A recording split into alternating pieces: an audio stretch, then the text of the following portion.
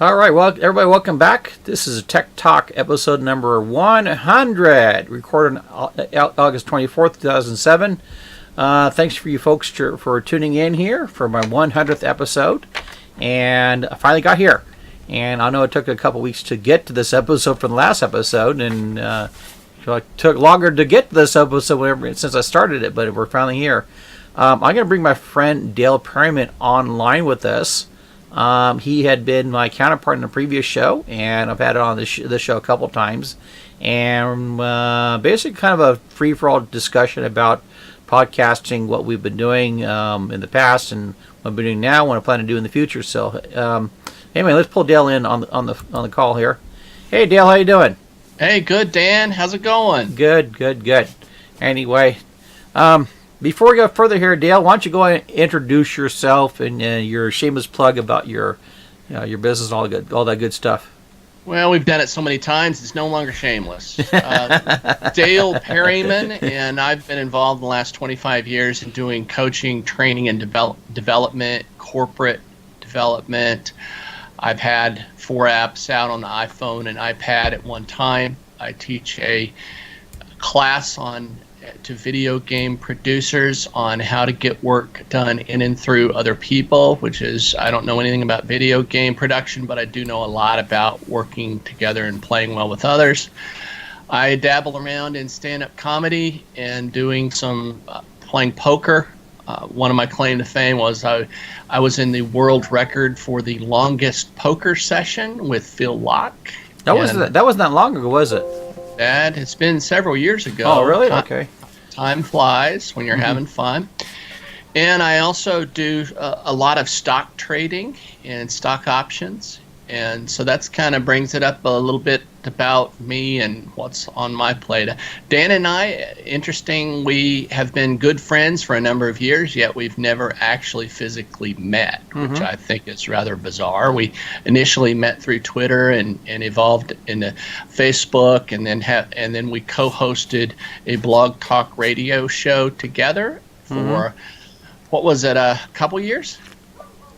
Yeah, it's been a couple years ago, 2-3 years, a little over 2 years ago. And it lasted longer than that. It lasted a couple years, didn't it? Yeah, so every Tuesday, Technology Tuesday. Yeah, so that's I guess. Did I leave anything out? And I should have mentioned that you know of. No, a bunch of stuff. We've been friends for a long time now. I figured I've met Danny Jr. I've met your mother, who invited me to come to a visit when I'm in Vietnam, and so I kind of feel like I know the whole clan. Yeah, we've been pretty close friends for being far away from each other. So, anyway, like I say, I wanted to. It's my 100th episode, and I want to kind of talk about how we kind of got into this gig, and how things have progressed here. And I actually, speaking of Blog Talk Radio, my very first show was a complete accident, and I think I did it years and years ago, probably 6 or 7 years ago, where I was actually, it was New Year's Day, and I was talking to my Lynn Creel. Remember her? I do not. Okay, she was with when we got into that company that did the video, the web. Wowee, yes. Okay. This is before Wowee, and her and I were talking, and pre-Wowee, yeah.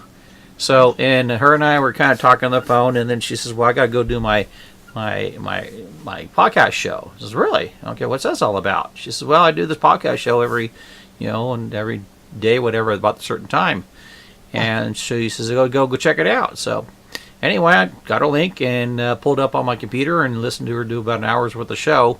And during that time there, I didn't realize, I signed up a bunch of stuff because of my background. So I didn't realize I had an account with Blog Talk Radio. So, and we both tend to chase a few shiny objects. Yeah. So anyway, while I was listening to her, I started playing around with the Blog Talk Radio, the control panel, the record panel, and found out you can do like a 30-minute podcast per day for free. Right. So I said, okay, why not? So after about an hour after Lynn got done, I just started to go fire it up and just yap, just general nothing.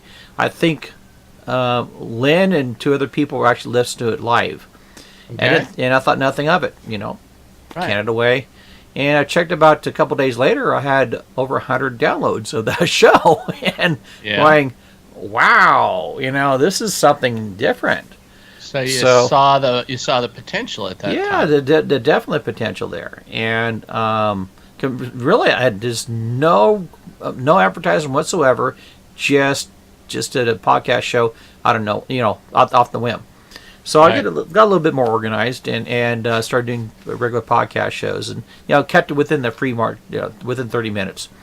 And then and since you know about the Blog Talk Radio, you tend to have this little group of families. Sure. You get this little community there where you can be guests on other people's shows. So I've been, I don't know, guest on I forget dozens and dozens of other shows. Anything from technology to politics to Beanie Babies, eBay, you name it. Right. And I started becoming regulars in some places. Dr. F was one of them. That's why we kind of got in our show. And I think about the same time, you and I kind of found each other on Twitter, and I started doing being a guest on Dr. Ev's show. And then I was just kind of called in, say hi, stuff like that. Then eventually she decided to have this special show on Tuesday, a 3-hour show. And I was one of the 3 guests during that time. She had an attorney, and then me, and then somebody else at the end. I forget what it was. So I would call in about the middle hour and yap, and then get off. And then eventually the guy behind me didn't show up anymore, so it became this other person and me. and then the attorney didn't show up anymore, so it became me. So I had the whole the whole Tech Talk Tech Tuesday. It evolved kind of to the Dan Harley show. Yeah. So I think about that time we brought you in.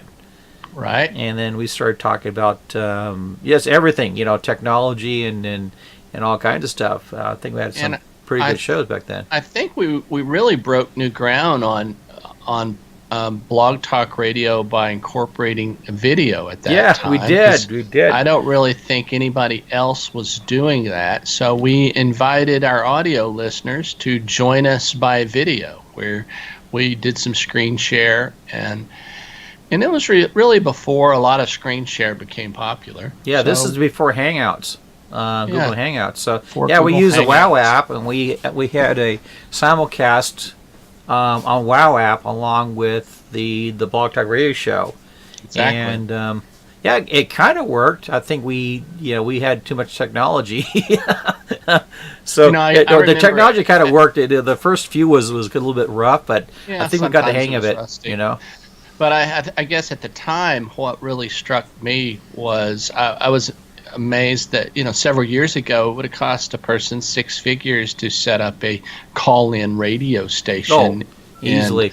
Basically, for a setup for a system that we already had most of the time. Maybe we might have bought a Blue Yeti here and there, or a better video video projector or something. But for the most part, we all had the tools necessary to do it basically for free. Yeah, well, and a little example of that, a local government agency here, I'll leave them nameless to protect the innocent, but they were looking at something around $80,000 to $120,000 to live broadcast their board meetings, and I told, in fact, I knew all the board directors there, all the directors. And I got hold of one of them going, why are you spending so much money on this? Yeah. And this is, that's the technology is. As well, my friend Dale and I, we've been doing this for months at the time. And it costs us nothing. Right.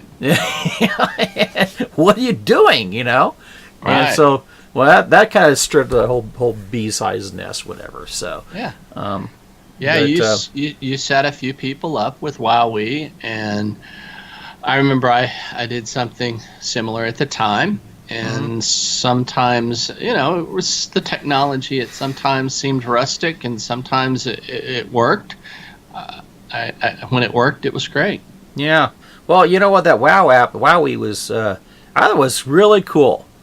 You know, I did webinars for quite a long time up till then. Oh, even still now. Have you used Wowee lately, or I don't think they're around anymore. Oh, okay. So, Interesting. and the reason I started using them is they had a pretty good system where you could have up to 100 visitors on a webinar. Yeah. You're able to upload your PowerPoint presentation or do it on run online. Right. Pretty flexible, pretty convenient, and a good price. It's like, what was it, 20 bucks a month? $20 a month. Yeah. Yeah. So. And it was set up kind of like an MLM, so you could tell other people about it and either get it for free or make a little bit of money off of it. Yeah. Yeah. So. In fact, I got into it a bit just before they got an MLM, and I was somewhat instrumental helping that along. But yeah, and we started, and you and other folks, Keith, Anthony, which I hope to get on the show here, but unfortunately he's asleep in England. But yeah, we got a lot of folks involved and used it quite a bit. It was pretty cool. And then I don't know, me personally, it started falling apart when they got this other company involved.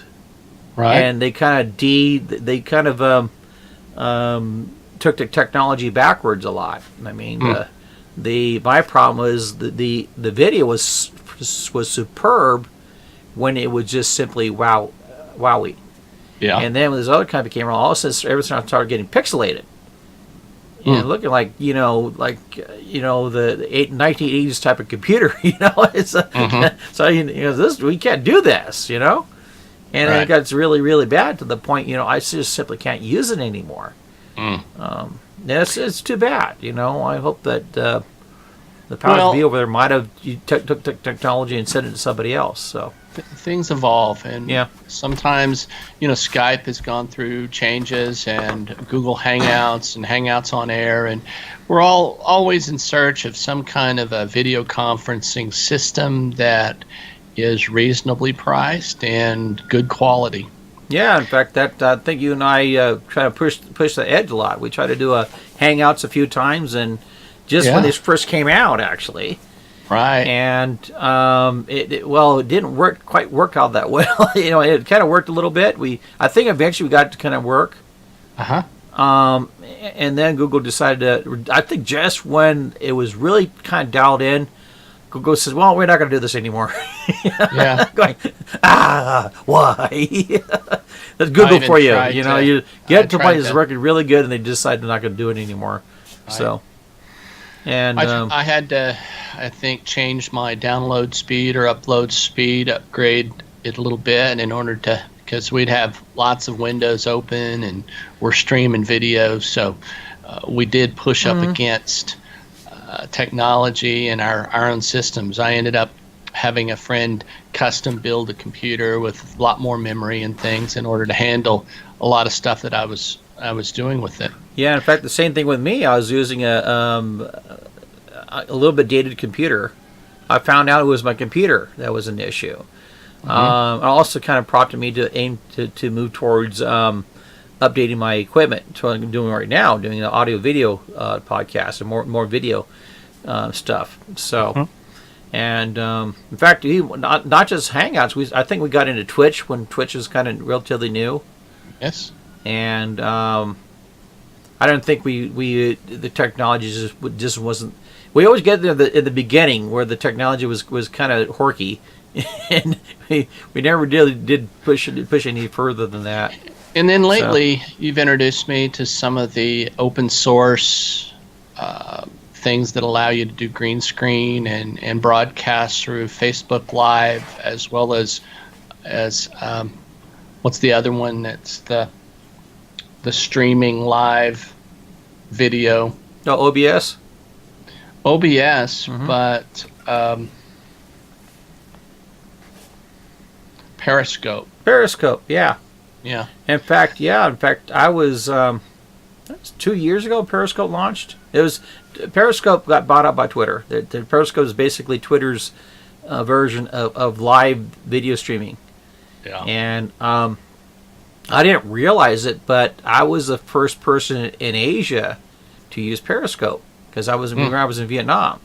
I believe I was showing it to you while you were in Vietnam. Exactly. That's when you introduced me to your mom, and you guys were getting some of her apartments or homes fixed up. She showed me around and invited me to come in to stay anytime I wanted to. So the invitation is open still, too. Yeah. So yeah, in fact, you need to warn your mom about inviting shady characters like myself. You haven't seen my family, have you?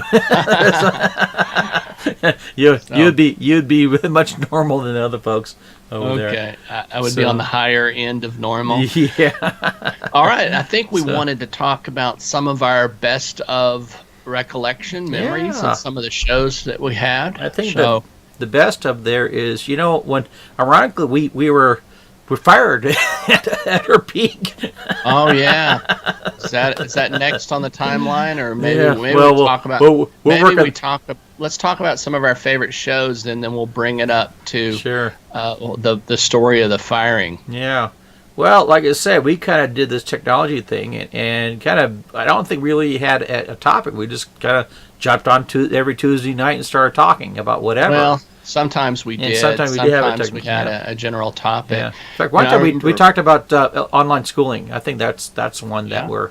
You had some stuff you'd put together on free or almost free ways to get your education on the internet, and I think that was one of my favorites. And you had handouts and the whole shebang on that. I had handouts, and I believe so. Yeah, and you also had some good stuff on WordPress. It was that time where I had an old dated website, and I had been paying somebody else to do it. I think I'd broken up with my ex-girlfriend, and here I had no way of updating it. You kept telling me that WordPress was not that hard and I could learn it, and I kind of said, well, yeah, it's not hard for you, but you kept encouraging me, and so eventually I did my own website using WordPress, and ended up, now I still have it, and it's being used at jackofalltraining.com. Yeah, so you're quite the WordPress connoisseur thanks to that show.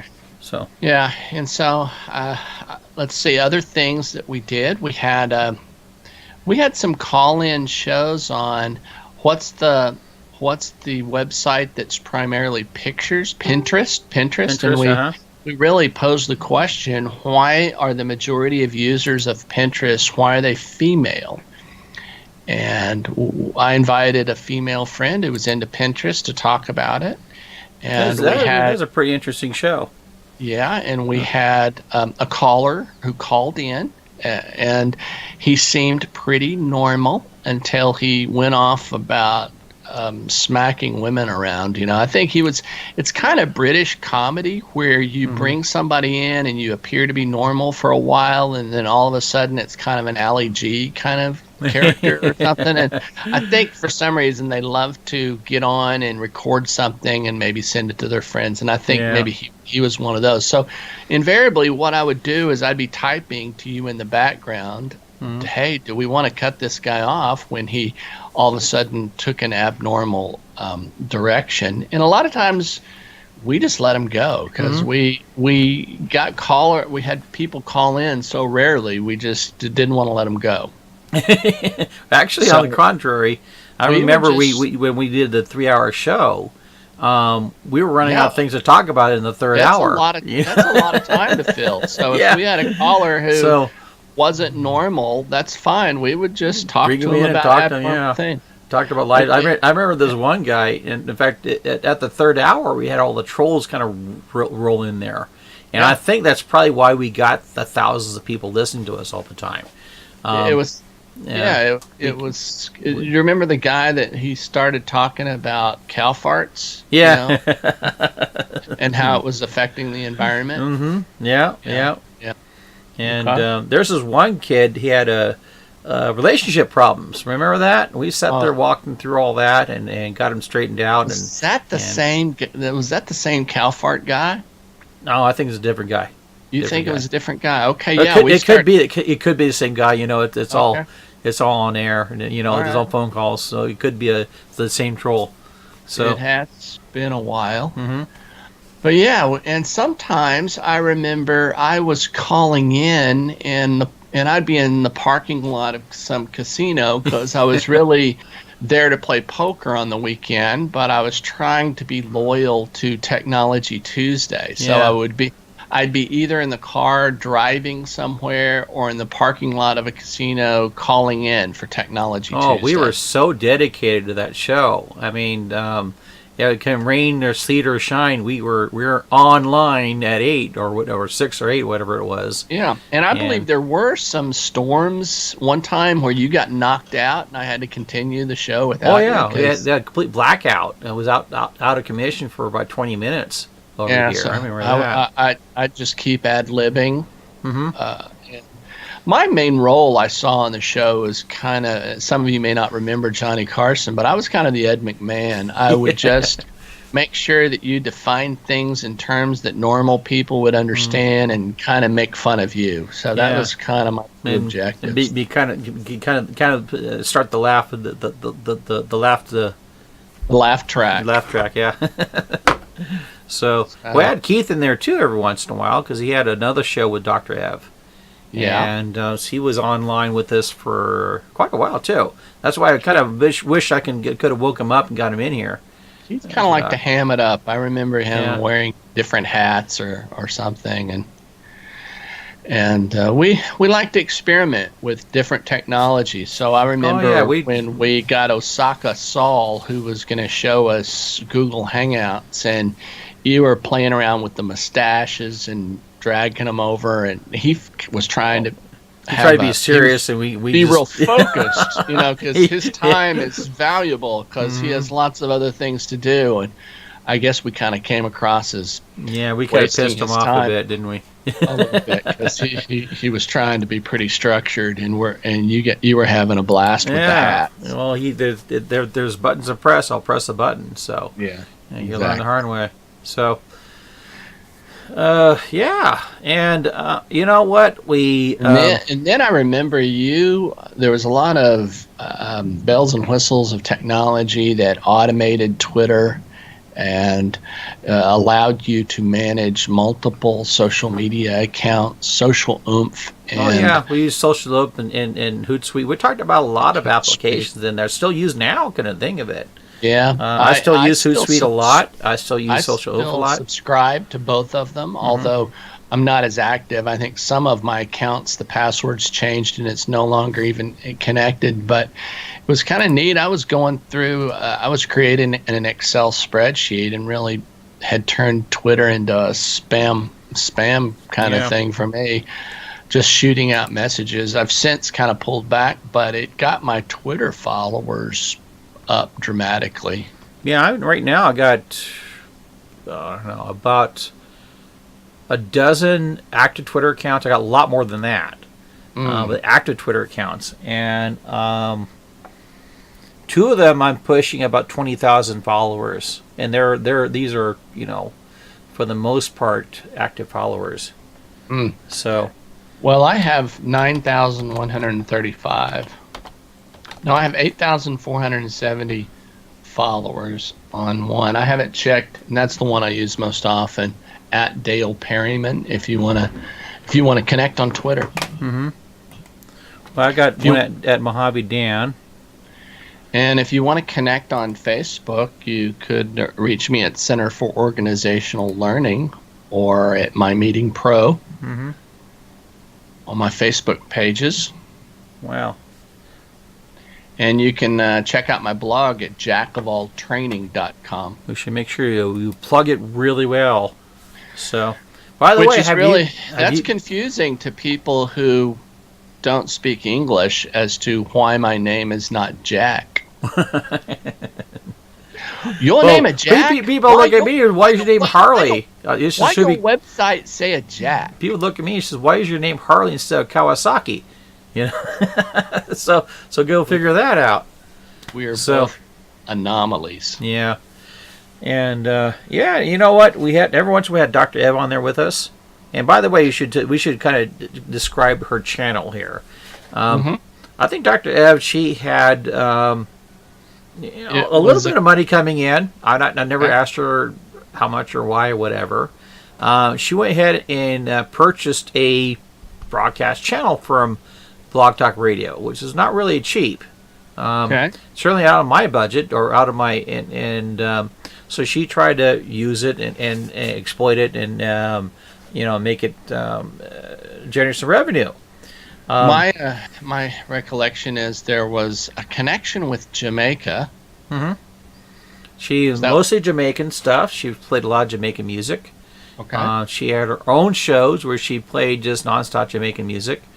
And then she had like my show, which we did the technology stuff.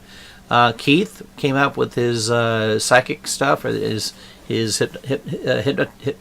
hypnotism stuff. And then there was some stuff on atheism. The Antichrist, yes. Now, did they call it Antichrist, or is that your label? He was I call him Antichrist. He was on Sundays. And, he was... and you know what? What did he call it? Wasn't it some kind of atheist channel or something? He was anti-Jesus, everything, every which way. And he was on Sundays. And now, because of my technology background, Dr. Ev allowed me to kind of manage her system. So I got to look at all the stats. And that's where I started thinking, seeing that our show was doing really, really well. And we were pulling in, thousands of live visitors a night, usually around thousands, 1,500, whatever. And then within the week, we'll get a few thousand more downloads. So now, is Blog Talk Radio? Is it still around? It's still around. My account's still there. I still have some shows on there. Is it still Is it still as popular? Or has it become more popular? Or do you have any information? I think. Well, I haven't been on there a long time myself. I think it's still a good tool for a lot of people to do podcast shows. Especially if you've never done one before, because it kind of does it for you. Okay, you don't have to worry about creating a streams and uploading to wherever. And hook your show up to all the podcast streams, whatever. It basically does it for you. You just open an account and can literally start doing a podcast show within 5 minutes. Okay. And then I went to a podcast conference. And in Dallas, since I live in Dallas. That's not long ago, isn't it? It wasn't. It's been a couple of years ago. And that was interesting. It opened my eyes to how many people and how much free content there was, and how much good stuff there was. Yeah, podcasts actually gave me a resurgence back. It was kind of the in internet world, website world. There's content creation, and there's three ways of doing it. You write it, you speak it, or you visualize it. That's where YouTube comes in for the video stuff, and WordPress comes for the writing stuff, or Blogger, whatever. And then the audio stuff is podcasting for the most part. And Blog Talk Radio was kind of, at the time, was the YouTube for podcasting. I don't think they have that notoriety anymore, but it's still a pretty popular platform. And when I attended the podcast, I was exposed to Serial at Serial and Adnan Syed. They have a whole series about, it's kind of a true murder mystery whodunit, and they had no idea they were going to be as successful as they were, but it was just extraordinarily successful. And that was season 1, was about a guy named Adnan Syed. Did you ever listen to that? Yeah, I kind of think of it. That rings a bell. And then season 2 was all about Bo Bergdahl. He was the deserter. Yeah. In the situation there. So, they kind of did a murder mystery, investigative, true to life, where every episode you'd get new information. Mm-hmm. That's interesting. And then the latest one that I listened to was called S-Town, which really stands for Shit Town. And this guy, I guess, wrote in where there had been some murders in his town that he thought had gone uninvestigated because there was kind of a lot of corruption in this town. So a guy goes in to talk to people and see if he can figure out what's going on. And it's S-Town, and that was really good. So I tended to listen to podcasts when I was either walking in the morning, and then I began to listen to a few stand-up comedy. One of them is called "You Made It Weird." Yeah. Well, you just described why podcasting has that resurgence, because there's a lot more people with smartphones, a lot more people accessing podcasts, and not necessarily because you have an iPhone. A podcast is now available on Android and all that stuff too, but it's more easily accessible. And people are just, instead of they're doing one thing, they're doing something else, like exercising, whatever, multitasking, or driving. Okay. Right. And then they're listening to podcast shows, and there's already an abundance of content out there. Yeah. What are some of my favorites? You Made It Weird by Pete Holmes, which is, he interviews a lot of stand-up comics. I listen to Tasty Trade Network, which is talk about stock trading, and Come to Papa with Tom Papa, who's also a stand-up comedian. And there's also all kinds of stuff. Yeah, all kinds of stuff. Yeah. So anyway, we should probably cover why we got fired. Yeah, let's talk about that. So, and how this podcast started. Yeah. Well, we got probably at our peak there. Dr. Ebb and I had not really rubbed each other the wrong direction, but she was expecting a lot more team participation from us with the other podcast shows. As we mentioned, as you both know, they had I call the Antichrist on Sunday. Dr. Ebb probably had about 6, I call it, the podcast jockeys like us, our shows, one being one of them, 6 or 8 of them, I forget. We were the second most popular among her in her channel. Right. But the Antichrist guy, he was definitely took the number 1 spot.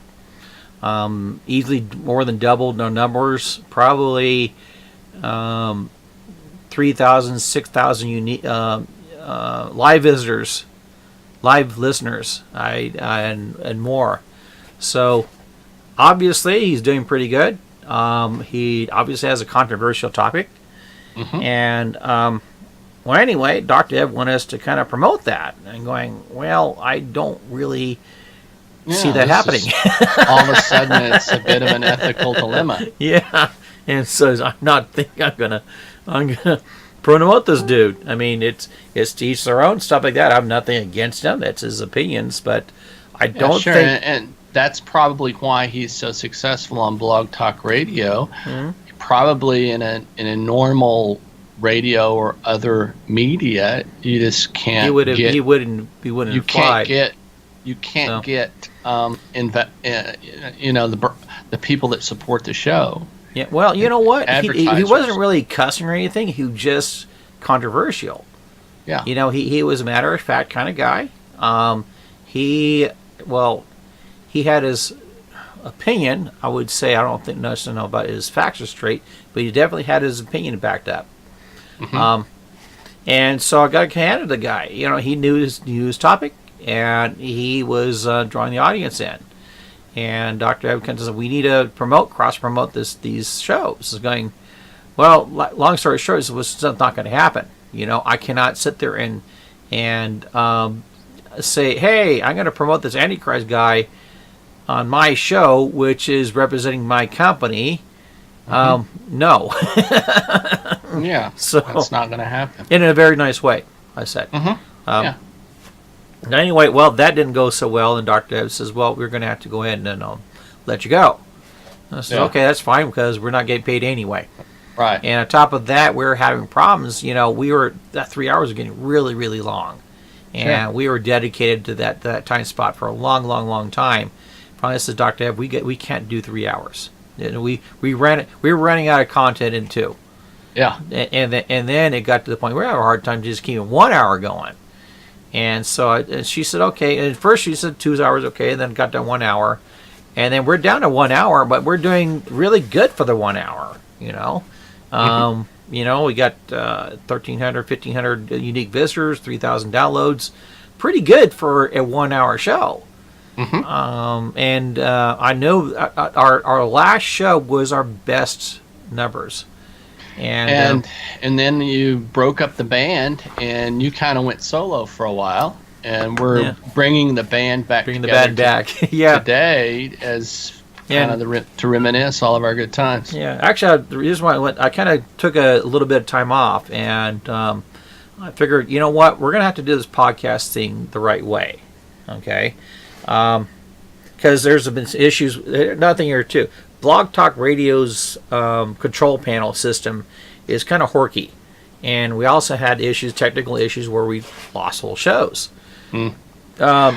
I just remembered we did a show on SEO, search engine optimization, and how to get your stuff up to the top of Google search. You did some stuff about your usage of My Lead System Pro, MLSP, and how to get some discount advertising using some of that. Yep.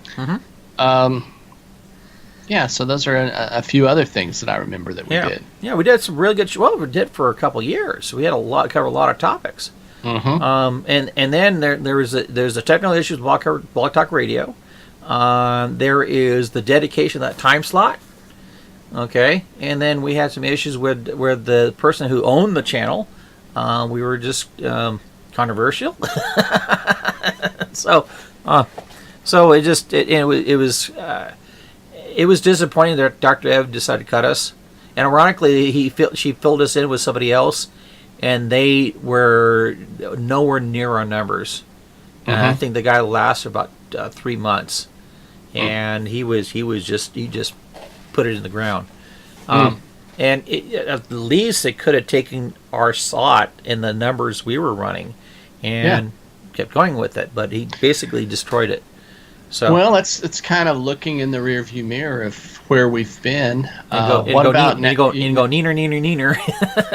So, and I think now we look through the windshield, and you want to talk a little bit about where we're going, and what we aspire to do in the future. Well, probably how I went to the more traditional podcast shows. I went ahead and set up a traditional podcast show where I had set the equipment up to do the audio. I use basically off the shelf stuff, Audacity to do my audio editing, and about a decent mic, all that stuff. And I set I had 2 podcast shows. I had the one on danharleyjr.com and one on primeconcepts.net, and the one on primeconcepts.net is obviously technology related, and danharleyjr.com is supposed to be everything. I think I got maybe 10 shows on my personal podcast show, and we're at 100 right here. And so it was, the traditional podcast is basically you do an audio, video, whatever, and you stream it, okay, from into the podcast directory. So those you're listening on a podcast show, you're actually listening to a copy of the show, of a file somewhere out there in internet land. So a couple advantages of this here is I'm not confined to Blog Talk Radio or anybody else. This is my content. So no matter what happens, I could take this content and move it somewhere else. Whereas with Blog Talk Radio, they technically have some rights or fingers into the content. All this stuff we did for Dr. Ev, that's gone. What platform are you putting your podcast content onto? Well, I use WordPress site for that, and I have some plugins that are able to kind of frame the link of where the podcast file is. So you're putting it onto your own WordPress site? That's correct. And is there some storage tools that you're using to do that? Well, actually go to archive.org and use them for storage. Okay. My podcast show does not do nearly as much traffic as the old one that done Blog Talk Radio. Okay. So I don't have to worry too much about, let's say, thousands of people listening to my shows or whatever, downloading it. So I put it on archive.org. It's free, okay? And also archives my shows. So I got 100 shows on there right now, in which I've taken the link. I basically, the simple thing to do, when you post a podcast show on your site, be it WordPress or whatever, you frame that link. Okay, and then you take that link and you submit it to the podcast directories, and that's how these podcast directories know you have a new show or old shows or whatever. So it becomes then searchable through those links that you're providing. Mm-hmm. So iTunes basically, when they have a podcast show, when you click on that link, you actually click on the link to where the file's at for that particular show. Okay. Okay. So that's basically what I did. So I did the traditional route that way. Rather than rely on Blog Talk Radio, which they save everything, it's on their system, so on and so forth, I created my own site. I created my own Blog Talk Radio site. So people can find your podcast through iTunes? Yeah. And then I went around and I submitted my show to iTunes and about a dozen different podcast directories. Okay. So iTunes naturally handles anybody with an iPhone. The other podcast directories basically handle anybody that has Android. Are you able to get pretty good information about the number of people that download or that listen to your show? And have you noticed? Pretty good, yeah. In fact, several ways. I can look at my website and the stats there. I can go to archive.org and actually see how many people downloaded the show. So. Okay. And with that in mind, I'm doing my first shows been around the longest, so they have a few hundred downloads. Mm-hmm. I'm probably doing not nearly. I'll be up front. Maybe about 2 or 3 dozen downloads per episode now. Okay. So it's a far cry from the thousands, but right. I have a different perspective and a different objective for this stuff here too. Okay. This is my podcast shows primarily be to helping my clients, helping small business owners, better do through the internet issues. Okay, building websites, stuff like that, like the other show. Okay, but it's more towards a little bit more condensed. A condensed show, 15, 20 minutes, 30 minutes maybe. Mm-hmm. Okay, and not really like we were having this conversation before, like as the other show. Right. So, and what's helped out here is if I have working with a client or somebody says, "Hey, Dan, I have a WordPress problem with my WordPress site," and I says, "Okay." I find one of my shows, archive shows, is okay. Look at this. Here's a link to my podcast showing this. Check it out and come back to me. So it really enables you to eliminate some of the redundant work that you do. You could kind of say, hey, listen to this, and then come back and I'll answer any questions that you have. You got it. So it's worked out very, very well. Okay. So I don't have the volume of listeners, but I have very focused listeners, for lack of a better term. So you basically could create 50 frequently asked questions from your clients and cover each one of those in a podcast. So you could have 50 podcasts covering each of those frequently asked questions. Yeah, actually, in a way, I'm doing that already. A lot of my shows up to now had been by clients or whatever had questions. So it's okay, that's kind of cool. So I make a show out of it. Yeah. And so, and another advantage of doing this podcast show, aside from Blog Talk Radio, is I don't don't have to do it every time on Tuesday at 9. Okay. You're not bound to a specific not bound by. I frame. just do it whenever. Okay. Right. Now it's a double-edged sword because I'm not bound to a certain time. Sometimes sometimes you procrastinate. Get busy, yeah. And I'm trying to do a show every week. And in fact, this 100th episode, my 99th episode was like 2 weeks ago. Right. Okay. It should have been every week, and I've been doing Sure. pretty good with that.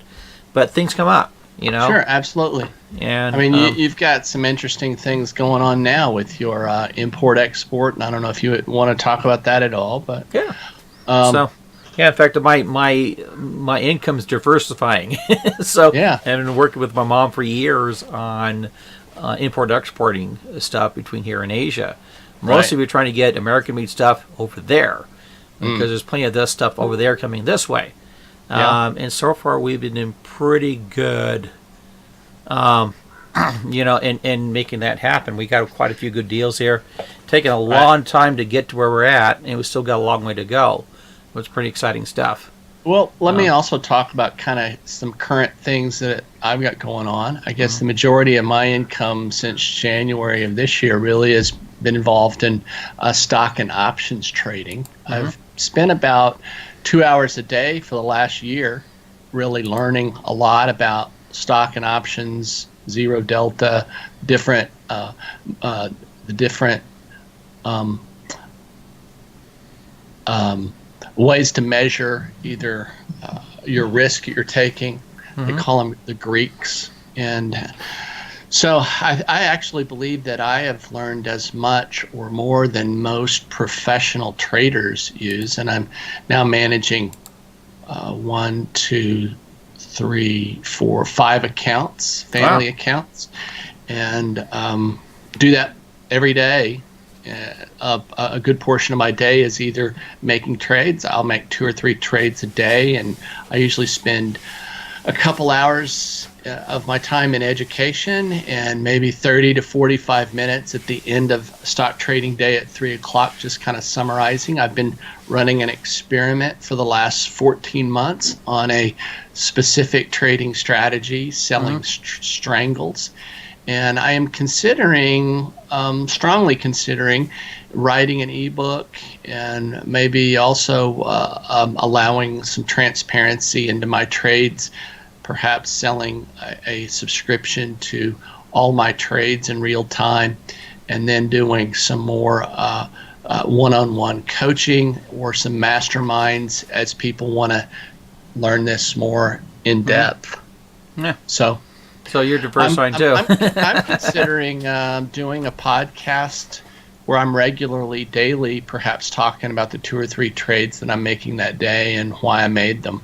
Yeah, and well, it's to the point we've been talking about that, where we need to kind of team up again and tag team on our podcast shows and stuff like that. Yeah, maybe you could be the Ed McMahon for me as I talk through some of the stock stuff.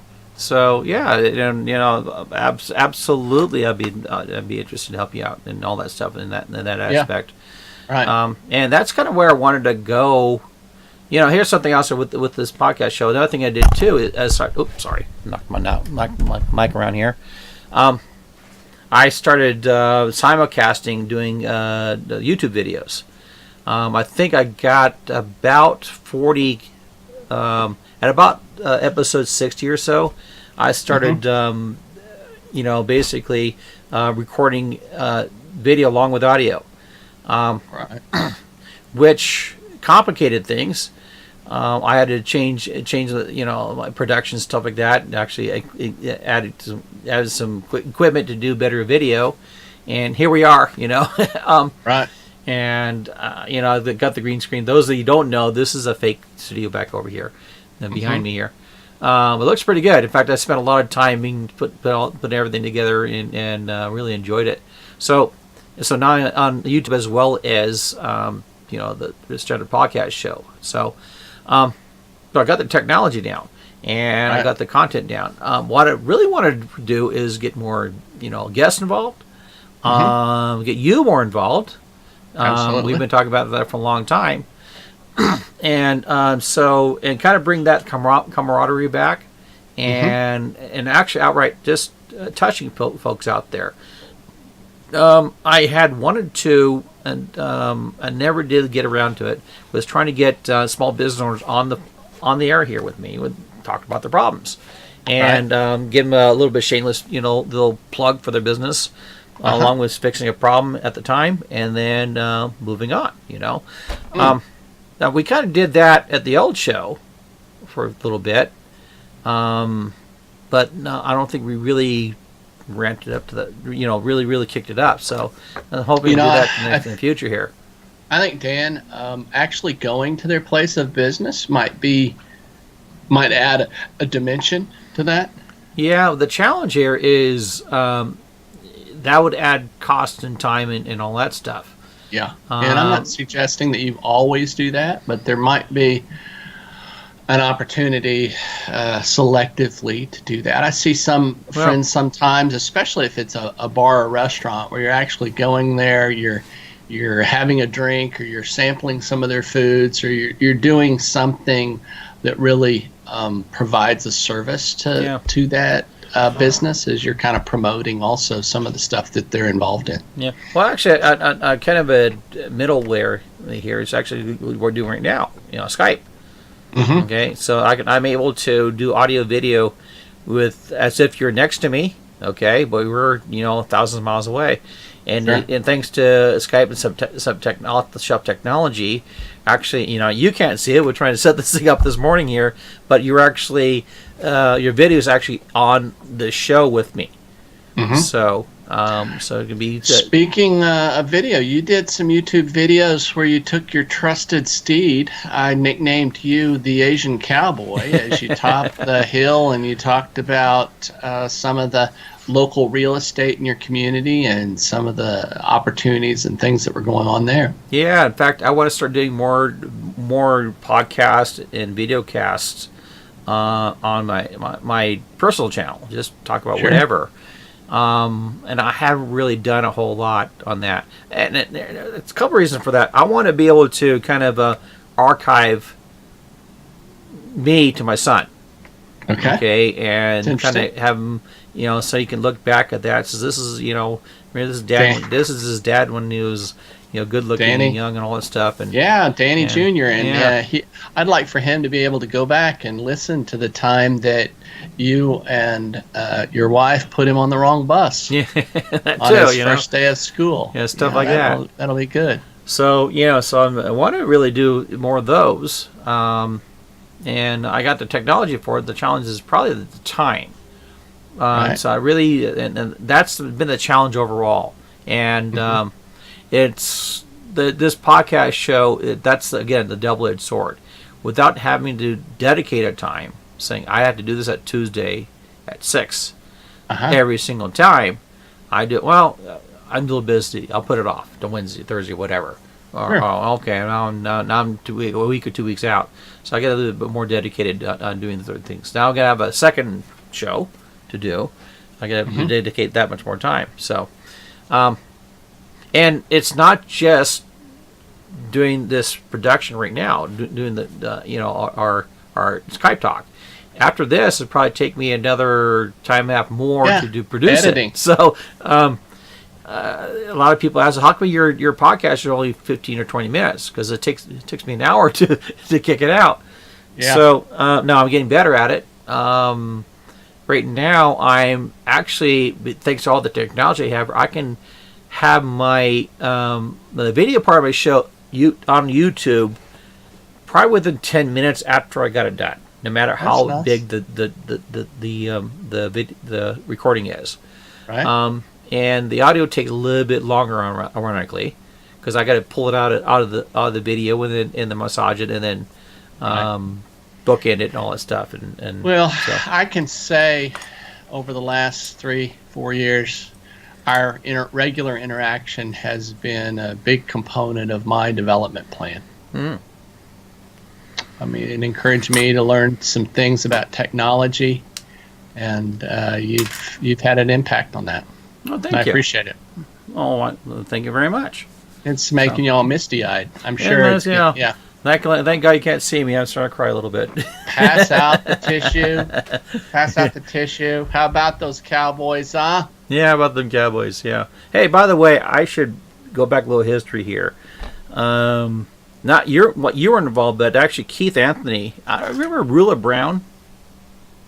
Yeah. He was part of Dr. Ev's. He one of the jockeys for Dr. Ev too. Okay. Okay. He had a show. His segment. He actually did pretty good. He just turned all the Jamaican music. He has his own. He's actually a pretty well off, pretty popular celebrity in Jamaica. Okay. In the Caribbean. So he started doing. Keith kind of transitioned over to. He left Dr. Ev like we did eventually, and along with Rula, and they kind of create their own show. And Keith is a regular on his channel, and for a long time I had been a guest because Keith has his show at my time starts about 7:30 in the morning over here. Okay, right. And that's just about the time I dropped my son off at the bus stop, and I just got home. Okay, right. So and like we did in the other show, we just talked about nonsense, and. We did that for a while, and Keith's show started getting more popular, very popular, So, and so they were kind of looking forward for me to coming on the show all the time. Okay. And I told him, you know what, I cannot be dedicated to this because it's tough for me. I mean, I got to literally on the minute. I drop my son off, pull the driveway. Get in my home office and turn the mic on is right at 7:30. So, right. And so, if I can make it, I can make it. So, and I did quite a few shows with them. Here's the problem here. Rula was very much a Hillary Clinton supporter. Okay. And we had brushed on that political issue a few times. I really didn't want to talk about politics in his show. Okay. And and on top of out of respect, it's his show, So yeah. Okay, you're right. You talk what you want, and I sit there silently and keep my opinions to myself. So anyway, I remember this. He kind of pushed you to talk about it, didn't he? A few times, and so I told him, hey, you know what? And I was just first time I was just joking around a little bit, and the other ones, So, and this is the stuff before Hillary, before the election, and then after election. It was quite. Rula got pretty upset. Yeah. Okay. And this is his show. I didn't want to press any further. So, but it came to a head one morning. Keith called me up just before I was take my son to the bus stop. He says, I needed somebody to fill in. It's okay. So I did my thing, showed up, got in front of got online, and how they basically did Skype, okay, like we're doing here. Okay. I didn't know it was on the air for 10 minutes. They didn't say anything. And they just started talking. And, I didn't say anything to ruffle anybody's feathers. And finally said, really said, what are you going to do? The station break. He's going, we're on the air? And so he did this thing here and announced that Dan Harley's on the phone, all that stuff. And then Keith was going to talk about, says, what should we talk about? Come back on the air with us. This is, I said, joke, he said, well, let's not talk about politics. It'll piss you off. Sure. Apparently that kind of triggered Rula a little bit. Yeah. And then Keith started talking about something about the afterlife in Germany or something like that. Something completely non-political. Okay? And within 2 shakes of the conversation is back to politics. And I'm going, no, okay. He says, what do you think about that? What's your opinion? He says, I don't really have an opinion on this. This is Germans. They do what they want. Right. That's our Germany of all things. Yeah. And then we pushed us off, talk about something else. And then Keith, I think, went to the bathroom or something. Okay. And just Rula and I talking. Yeah. And then he started getting really trying to make me defend Trump, all this stuff. By the way, mind you, I should tell everybody here, I'm a libertarian. Okay. Yeah. I don't really particularly care for Trump. Okay. Between the two, I would choose Trump over Clinton. But you were kind of a Ron Paul fan, weren't you? Yeah, and still am. I think they picked the wrong president 3 times in a row. Yeah, so, well, we don't want to get political. So anyway, so I'm over kind of the neutral. Okay, but Rula is definitely Hillary Clinton all the way, and I've had issues with folks like that. Ironically, on my show, with the people threatening to kick my ass. Yeah. I bring up technical issues with the DNC and Hillary Clinton and all this stuff. And so Rula was even worse than that. Somehow we got into Clintons and stuff like that. And I said, dude, I'm not here to defend Trump. You want me to defend Trump? I'm not the person to do it. Yeah. And he's going, well, why don't you, don't I have a platform, blah, blah, blah. And going, you know what? I'm here in the morning as a guest to your show. Yeah, and you're not paying me. You ended up hanging up on him. Yeah, it says you're not paying me to do this. This is I'm dedicating my time to you, and I was hoping to keep this thing light, this light conversation. Now, why are you going into politics? Yeah. It says you keep on doing this, I'm gonna hang up. And he kept on doing it, and I said, okay, you're done, goodbye. Hung up, and then and then about 2 minutes later, Keith came back from the bathroom. He's like, what happened? What happened here? And I was all pissed off, and that's when you need to call let me call my friend Dale, who specializes in conflict resolution. Yeah. So anyway, that was got fired again for another podcast show. Damn, why are you getting fired all the time? Hey, I also want to, anybody who happens to be listening, you can also Google my name, Dale Perryman, and comedy, and see my first showcase doing stand-up. It was on my bucket list. I'd done some stand-up comedy in college, and I always wanted to kind of get back into it. So I took a comedy class at Dallas Comedy House. We met once a week for 7 weeks, where we developed our bits, and we finally did a showcase in the Dallas area, down in an area they call Deep Ellum, and we sold out our showcase. All family friends, and it was a great time meeting all of the other comics and their supporters and listening to the bits. After we'd heard them so much after 7 weeks, it was almost like I could do everybody else's bit, because we had heard them so much. Well, heck, we should get our own coming out. We have our own coming hour in this thing. Yeah, exactly. We had the Dan and Dale comedy hour. So, I've since done one other open mic, and I aspire to do a few other open mics. And I guess one of the things I've learned is how much hard work it takes doing comedy writing. Yeah, you know what? I did a couple open mics. I did pretty good, surprisingly well than I thought it would. It is, I think comedy is much tougher than just plain old acting. Yeah.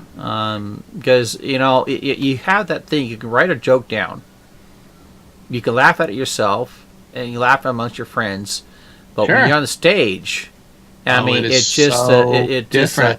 If it's the right amount of alcohol, whatever, everything's got to be just right. Yeah. Or you can bomb, and when it bombs, you get one bomb joke. It takes a domino effect there the rest of your gig. Yeah, it's hard to recover from crickets. You deliver something and you hear the sound of crickets out there. You're like, this was really funnier in my head before I delivered it. And, everything's funny in my head. So in open mics here in Dallas, you may have 60 comics, and they're doing 3 minutes a piece, and they're running them through like cattle cars. And before people know who you are, you get the worst times. So, I'm ended up going on at 12:45 a.m. 80% of the people have already left. The remaining 20% are comics themselves. People are coming and going and talking amongst themselves. It is a tough crowd. Oh, yeah. Yeah. And you got to kind of grind through that until people get to know who you are, and then you start to get better and better times. And then if you make it through that, then people kind of get to know you, and other comics start organizing and sponsoring each other to do some different activities together.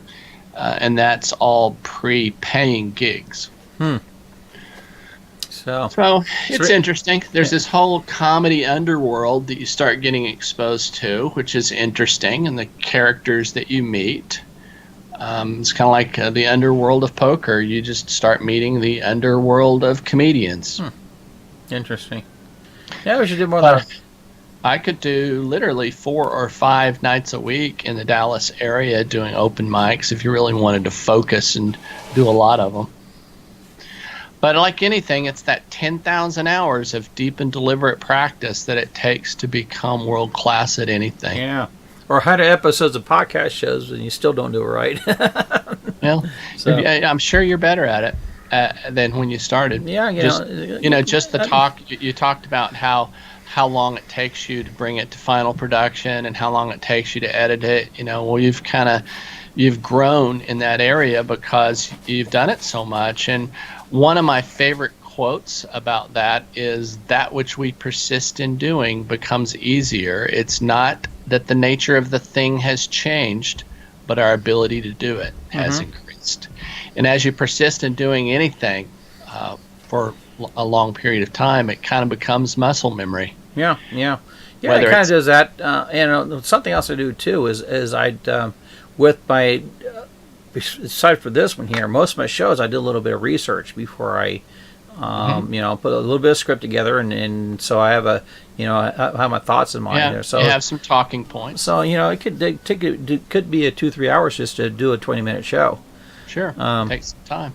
And there's a little payoff here too. I'm not sure you know, but I have a sponsor, Carbonite, actually. Right. Backup, Carbonite backup, right? Yeah.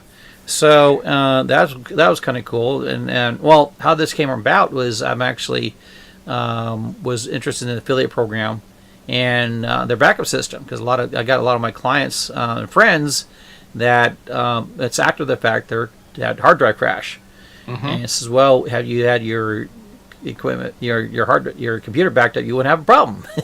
Well, sure. What would you recommend? Well, so funny you should ask.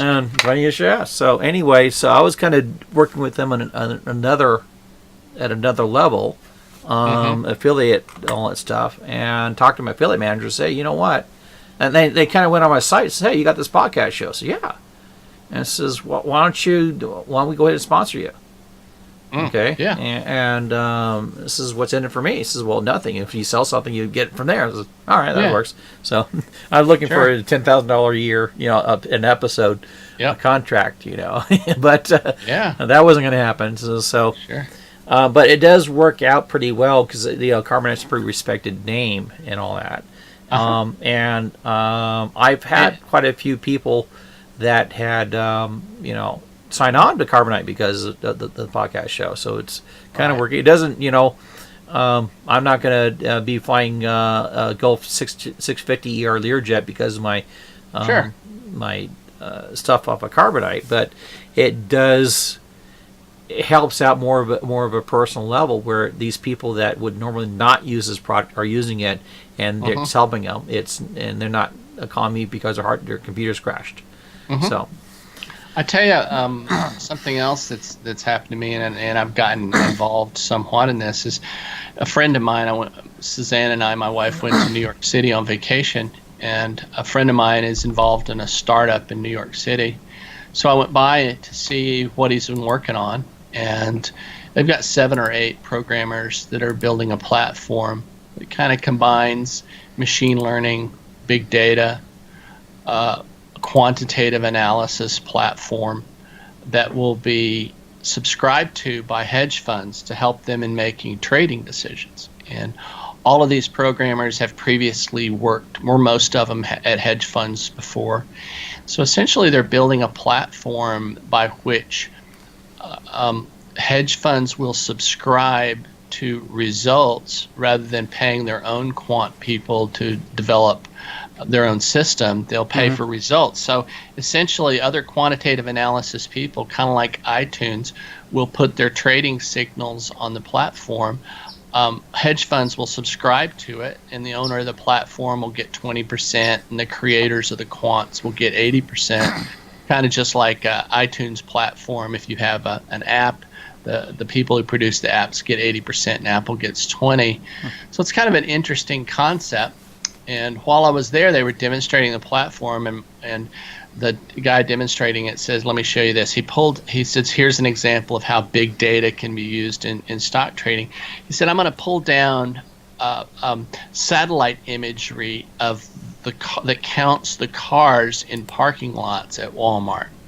And now we're going to cross-reference it with analysts' estimates. So we'll look at when Walmart exceeded estimates and when it missed earnings estimates, and see what the cars in the parking lots looks like, just to see if there's any trend there." Mm-hmm.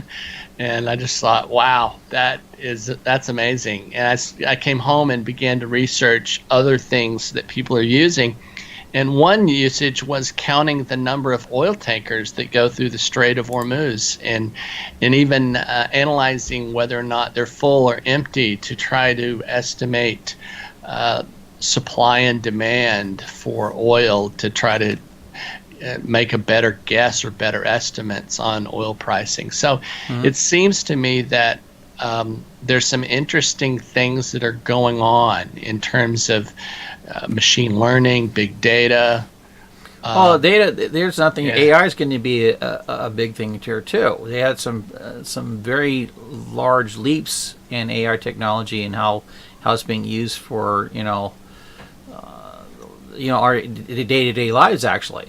So. I'm going to make a prediction that in 5 years, void of any programming, a computer could basically watch the best commodities trader in the world for a while, and the computer could say, "I got this," and they could watch somebody else do something for a while, and they go, "I got this," and then they could begin. The computer could begin working. It's already happening. But I'm talking without programming. Yeah, it's already happening. So there are computers right now that are just watching what somebody else does. There's an article not too long ago about Elon Musk's AI system. Correct me, I got to go dig around here a little bit, but he actually there's a guy that's expert on Go or some other on one of these the best computer beat the best Go player. Go is the most complicated game in the world. It's not popular in the United States, but it's very popular in Korea. In China and all that, yeah. Uh-huh. Yeah. And so, unlike chess and everything else, Go has, an infinite, even with chess, an infinite number of possibilities. Yeah. And the thing is, it would take thousands of years to program a computer to but I respond believe properly. There have been some programmers that have programmed in some basics, and then what they've done is, in fact, I forget. I got the article. It's actually about some game. I forget which game it was, but the AI system watched this one game for about a day, collected enough information, and then played this other guy. This guy's supposed to be world champion of this game, and beat him very quickly. So, are there other? There's lots of other applications. So whether it's stock trading, maybe actually that next evolution of game, and there are people who already are using that. One company is called Renaissance Technologies, but how they're doing it, they're keeping obviously the cards very close to their vest. So my friend's company is really hoping to bring that more to the masses, not just Renaissance Technologies, but other subscribers. And you can find information on their website at finweavers.com. And if you'd like to be an early investor, chat with me, look me up, and we can figure out a way for you to do that. Mm-hmm. Okay. Not you, Dan, but I'm talking about people who might be listening to this. Sure. Anyway, before we wrap up, I want to talk about the future here a little bit and how you'll be more involved in all that stuff. What I wanted to do is obviously the technology I have is this where we talk about the raise that I'm about to get? What raise?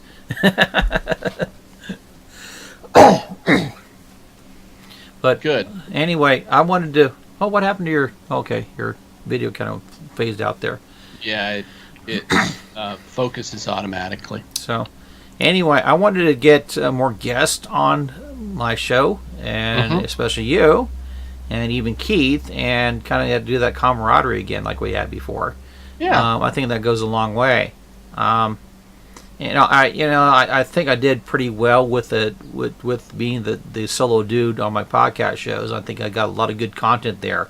But there's something with the discussion that's missing. Yeah, how we cover a lot of bases in a short amount of time. Yeah, and talking to someone and having someone interject and ask questions, I think it adds something to the discussion. And I also I did some Facebook Live shows, and surprisingly, they did a pretty darn well, viewer-wise. I mean, we're talking numbers not too far off when we did the podcast show on Block to Radio. I'd like to do more where we're doing things simultaneously. So we're broadcasting on Facebook Live. We're also broadcasting on Periscope. We're putting it on YouTube. We're extracting the audio signal to create a podcast. Things that you could do one time and get 4 different products out of it. Yeah, that is right now. I think technology will eventually catch up where you can run multiple streams. But right now, you have to have literally dedicated, a machine for each stream. The way that technology is available right now. Right. But I don't see that being too far in the future where you press a button, you're also hooked up the Periscope and Facebook and all. And the part of the reason why they're not done, that it's not done yet, is because Periscope wants to be their thing, and Facebook wants to be their thing, and YouTube wants to be their thing. And just like we were doing the crossover with Blog Talk Radio with Wowee, we're kind of crossovering with other things, and we may have to jury-rig it in the meantime, duct tape things together. But I think eventually we'll find some platforms that'll merge all these things together. What we might do too is what I'm doing now is I do one show like this, and then I repurpose the content. Okay, so this show is actually the first thing is going to become is a YouTube show, right? YouTube vlog. Okay, and then probably tomorrow I will deal with the audio and turn the audio into the podcast show. And shoot me a link. I'll post it on all my Facebook sites, my Twitter sites, etc. So of course, so. Well, Dan, it's been great catching up and discussing, recollecting, looking through the rearview mirror, where we've gone, what we're doing currently, and where we're going in the future. Yeah. So, and another cool thing about my 100th episode here, I made it. Yeah, you made it. So, a lot What is that over there? And it's out there. Remember when we did the Malaysian airliner? Yeah, we covered that too. We covered a lot of stuff. We even had Alan Martinez, who was a pilot on, who gave us a perspective from a pilot's perspective. And then I kind of liked how we did that show at the very end of it. We ran it kind of like a court, where we said what happened. We examined all the evidence and then said, what do you think happened? We had some pretty good shows back then. Now I want to bring that back. And that's why they're going to make a concerted effort. This 100th episode is kind of the hash mark where how did the production in the past is going to be, and then what's going to be in the future here. So we talked about some things that viral sensations like Gangnam Style and some other things. We talked about, is it possible are those just serendipitous, or is there a way to engineer viral components? Yeah, we do that too. And like I say, I think I'm going to go back to that. And now that I have the platform to do it, on my own, I just bring back that type of content. So, I'm in, and welcome back. And you come up with we can't get fired ideas, we can't get fired from this one either. So, and you'll make me a technology expert, and hopefully I'll drag you into some stock and options trading. Yeah. So, all right. I think I can put this into the can. My 100th episode of Tech Talk with Dan Harley. Well, congratulations, my friend. Thank you very much. Okay, well, for you folks out there listening and watching and all this stuff, thanks for for tagging along for all this time here. I did it for you guys. Everything was dedicated to making sure I'm helping folks out there with their technology problems and stuff like that, and going to continue doing it. It's not really, I don't do really just for the money, for the satisfaction of helping people. So, and hoping to do next time we're going to be doing a 200th episode sometime in the not too distant future. So, anyway, Dale, thanks a lot for being on this episode and My pleasure. coming back on board here. Somehow we're going to fix the stream so you can actually see what's going on instead of listening. But you look pretty good. I'll tell you that much. Okay. Well, that's you're stretching it. So, okay, we're going to wrap it up. So, folks out there, thanks for watching and listening, and good luck and Godspeed to your online success. Peace. Peace out.